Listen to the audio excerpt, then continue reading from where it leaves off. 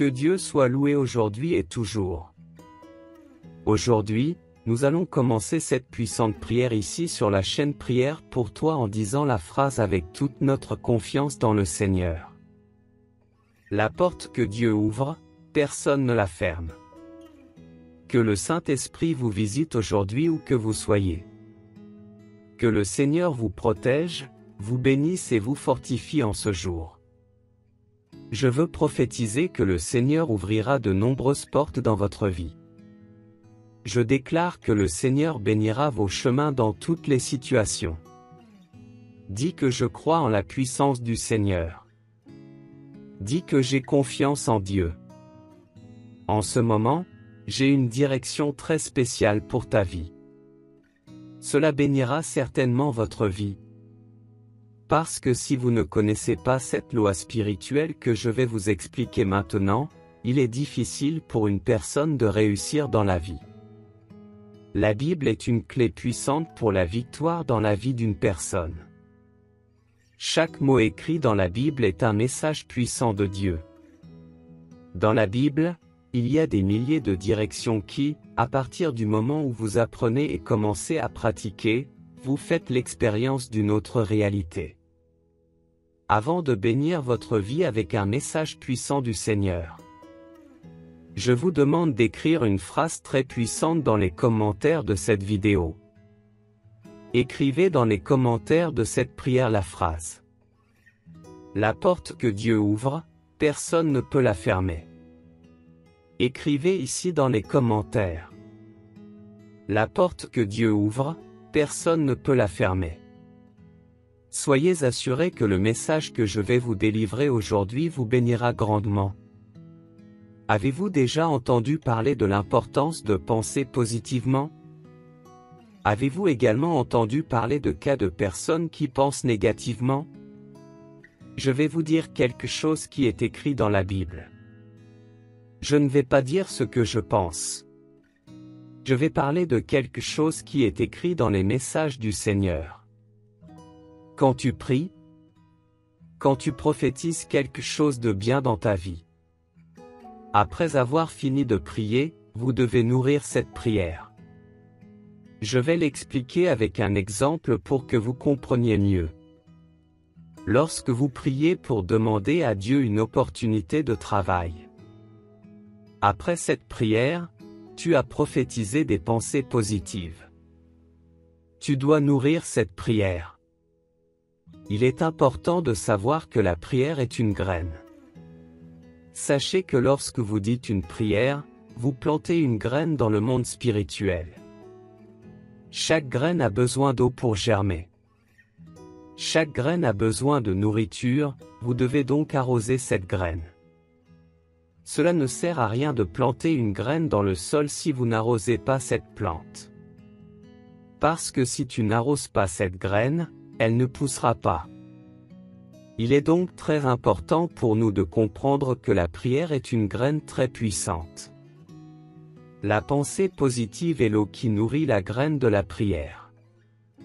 Ainsi, après avoir prié, vous devez continuer à arroser la graine de la prière avec plusieurs pensées positives et avoir confiance que la prière donnera des résultats.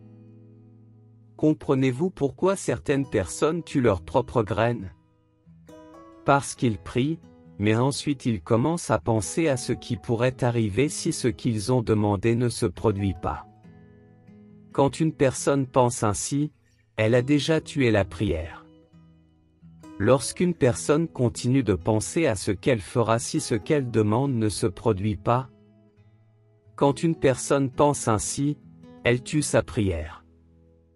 Il est important que vous sachiez que lorsque nous prions pour quelque chose, quand nous déclarons et demandons quelque chose au Seigneur, une fois la prière terminée, nous devons faire confiance au Seigneur et savoir que cela fonctionnera.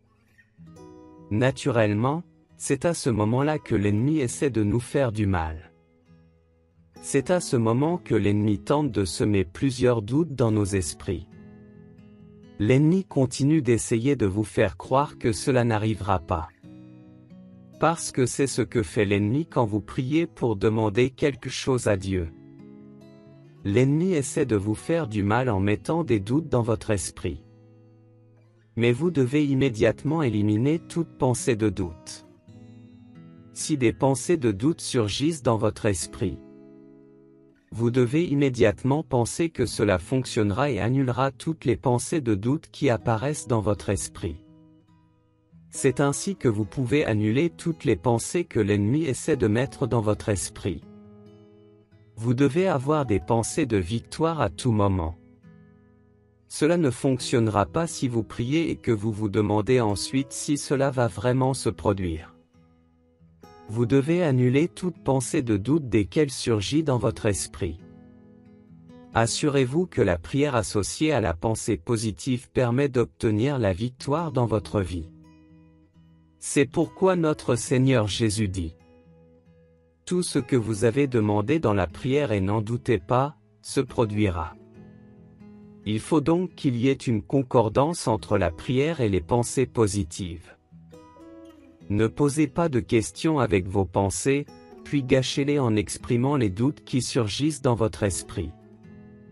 Il est essentiel que vous ayez confiance dans le Seigneur de tout votre cœur.